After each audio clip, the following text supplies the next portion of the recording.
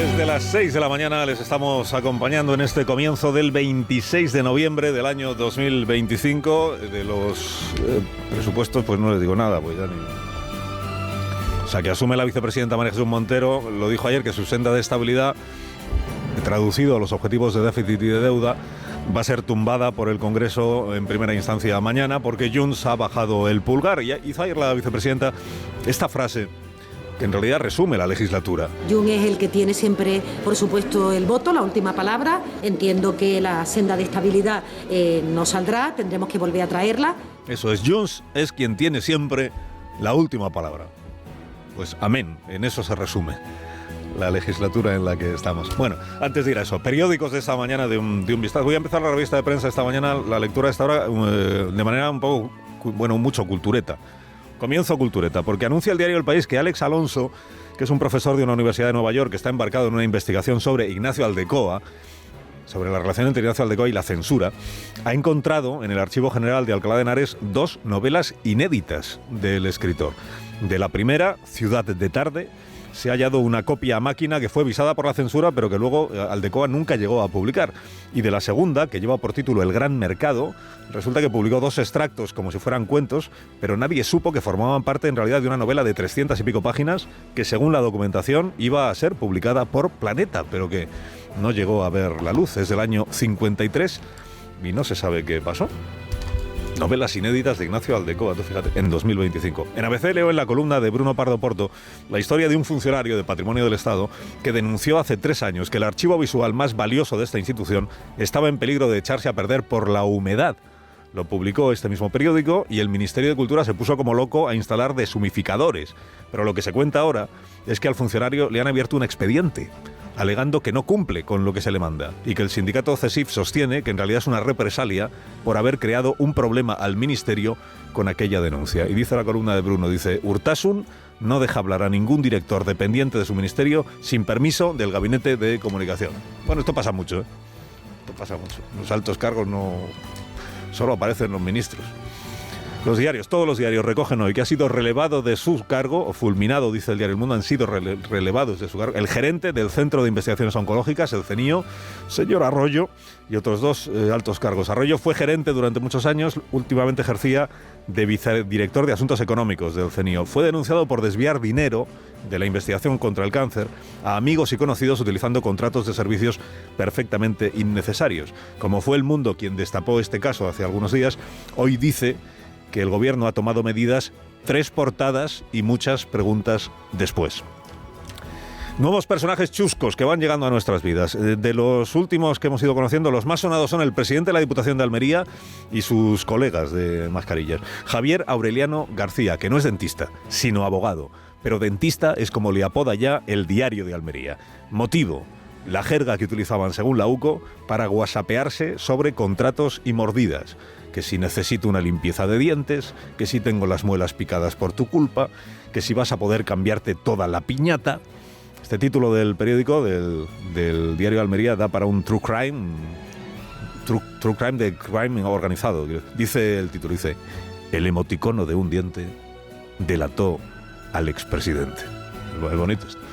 O en versión de la UCO, que recoge La Voz de Almería, que conversaban sobre dientes de forma absurda y abusiva, y eso hace pensar que para hablar de licitaciones utilizaban términos propios de la ortodoncia, ¿no? Rechinar de dientes, digamos, en San Telmo, en puertas de unas elecciones autonómicas. De otro personaje reciente, el cuñado de Santos Sardán, hermano de Paqui, de nombre Antonio, ya recogí ayer que estaba aún cumpliendo condena por violencia machista cuando fue contratado por Servinávar en el año 19.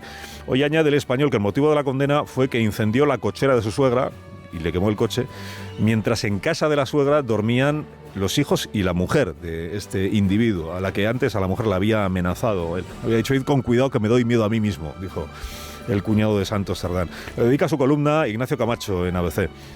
De hecho, es muy elogiosa la columna porque pide para él la medalla al mérito en el trabajo.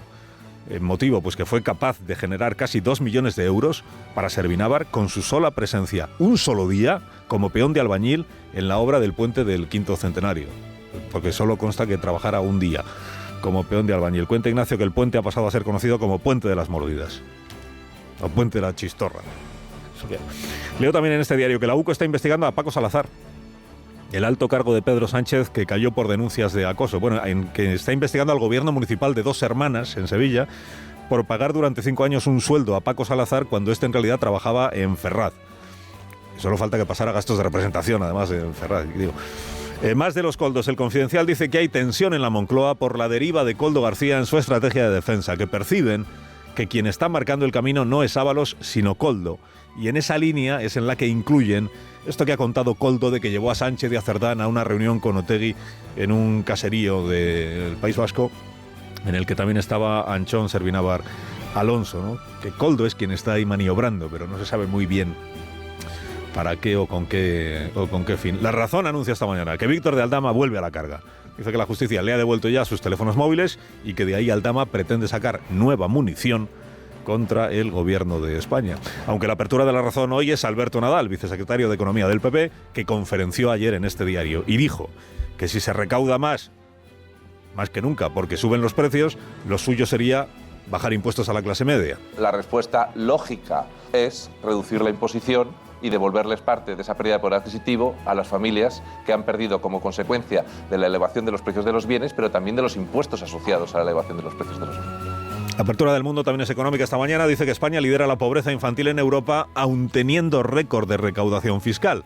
Cuenta que Bruselas, es quien más lo destaca, nos coloca en situación crítica y que somos con Bélgica el único país sin presentar plan presupuestario a la Comisión Europea, que es a quien hay que presentárselo. Y a ver, María Jesús Montero pues no tiene tiempo. Tiene tiempo para lo suyo porque está volcada en fiscalizar a Juanma Moreno y eso la verdad es que le absorbe, entiendo yo. O sea que es disculpable que no haya ni plan presupuestario, ni techo de gasto aprobado, ni... El diario.es publica hoy, por cierto, un trabajo que es muy interesante sobre por qué el crecimiento económico, el PIB, no se percibe en los hogares. Aunque la renta disponible ha crecido en los últimos años, explica que el poder adquisitivo en realidad se resiente porque el salario medio real en España lleva 25 años estancado. Suben los precios, pero no sube el salario medio real. Esto que llamaría Müller una crisis de rentas en nuestro país. ¿Y qué más? Que el Progreso de Lugo celebra la primera estrella Michelin de esta ciudad, Rafa Centeno, o sea, Vértigo, que el Diario del Alto Aragón celebra la 8ª estrella Michelin para la provincia de Huesca, Rubén Coronas, o sea, Casa Rubén, y que la Gaceta de Salamanca celebra que Pedro Sánchez haya elegido a una salmantina como nueva fiscal general del Estado. Y ya que hoy celebramos aquí los 35 primeros años de Onda Cero, que sobre todo son mérito de quienes levantan cada mañana la persiana en las 220 emisoras locales de nuestra cadena, pues celebremos la presencia que sigue teniendo la radio en la vida cotidiana y de lo que da prueba esto que leo en La Voz de Almería, es el homenaje que firma José Ángel Pérez, a quien fue la voz de terciopelo de la radio almeriense en los años 60 y 70, Emilia Martín, que empezó en Radio Juventud y se jubiló aquí en Onda Cero Almería. Y leo a José Ángel, dice, era tal la popularidad de los locutores en los años 60 que cuando Manolo Escobar hizo su primera gira por Almería, la radio se sumó con un autobús que le seguía por la provincia y el cantante descubrió, perplejo, que Emilia Martín firmaba muchos más autógrafos y fotografías que él. Es que él era un artista, pero la voz de ella era la voz de la vida.